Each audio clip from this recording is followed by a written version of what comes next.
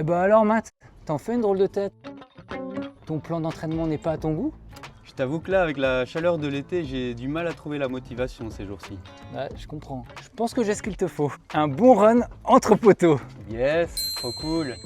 Cette semaine, on aborde le sujet des communautés running et de l'intérêt qu'elles peuvent avoir dans le cadre d'une préparation. On a la chance d'avoir avec nous Laurent et François du collectif Les Talons d'Acier. Est-ce que vous pouvez nous expliquer c'est quoi les Talons d'Acier? C'est une communauté de voisins, amis. Qui aiment bien aller courir ensemble. Ça permet de faire de l'endurance fondamentale tout en discutant, en papotant pendant sa sortie, donc ça passe très vite, très agréable. Ça permet de s'informer échanger sur notre pratique sportive. Ouais. Ce que je trouve intéressant là-dedans, c'est que ça motive à sortir de chez soi. Parfois, il fait un peu pluvieux, un peu froid. Si on est seul, on se dit qu'on ne va pas aller.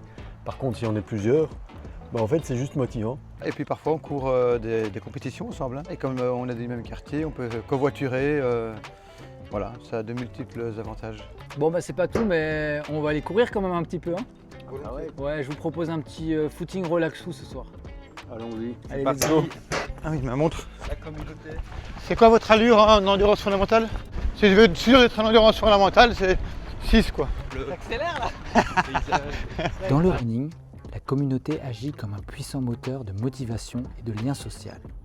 Elle transforme un sport individuel en une expérience collective rassurante, offre un soutien mental, de la régularité et un sentiment d'appartenance. Si vous êtes à l'initiative d'un community run, nous vous conseillons d'opter pour un rendez-vous hebdomadaire fixe afin de faciliter régularité et engagement des participants. Ça les talons d'acier. Attention, il y a le gang, les canards sont là. Bon Laurent, Ouais. on se dit ciao. Bon rafraîchissement. Ouais, à plus hein. Salut. Merci. En tout cas les gars, grand merci parce que ça m'a bien reboosté. Ah, c'est clair, moi aussi. Merci Allez, les gars. À la vôtre. À la vôtre.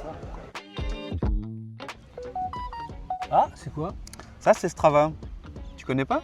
Ah si de nom, mais je t'avoue que ça m'a jamais trop attiré. Ah ouais? Pourquoi? Je suis pas trop pour l'étalage de performance et c'est vrai que j'aurais peut-être un peu peur de courir pour les stats plutôt que pour moi. Si ça amène à fausser mes séances d'entraînement, ça je veux pas quoi. Aussi dans l'idée que les comparaisons parfois à des coureurs beaucoup plus rapides ou plus performants, à partir du moment où la différence est grande, ça risquerait de me démotiver. Un dernier aspect en fait qui me dérange un peu, c'est que j'ai l'impression parfois qu'on peut basculer dans une dynamique stressante où tu vois, on se sent obligé de publier une course et ça je veux pas.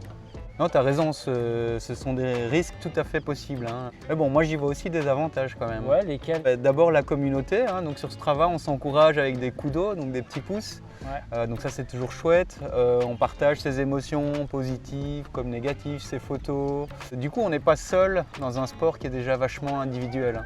Par exemple on a participé avec une bande de copains à un marathon le printemps dernier. Au cœur de l'hiver, quand il fait froid, quand il fait noir, c'était motivant en fait de voir les copains aller courir, faire des sorties un peu plus dures et moi ça m'a motivé à garder le cap en fait. Ensuite il y a l'émulation, tu es inspiré par les autres, tu es tiré vers le haut, tu apprends aussi à découvrir des nouveaux parcours près de chez toi. Moi je suis quelques athlètes et c'est toujours inspirant en fait de voir le type d'entraînement qu'ils font, les objectifs qu'ils ont, les endroits où ils vont.